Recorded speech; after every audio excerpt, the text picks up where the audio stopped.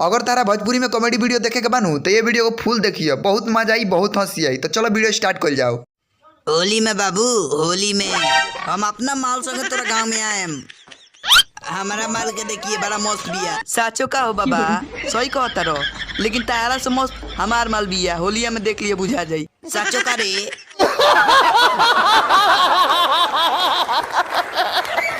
रे पूजवा कहाँ बिया रे?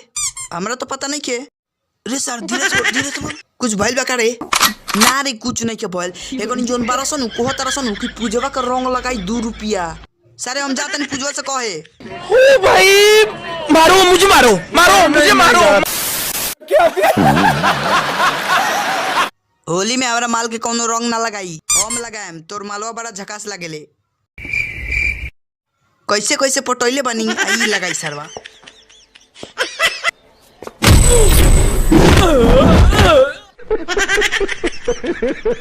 तो अगर तार लोग वीडियो पसंद आइल बानू तो चैनल के सब्सक्राइब कर लिया लो ऐसा वीडियो देखे खातिर। और हाँ, ये वीडियो का बढ़िया लागल बा बहुत ज्यादा तो तनी आप दोस्तों लगे शेयर कर दियो। तो मिलता नहीं अगला वीडियो में।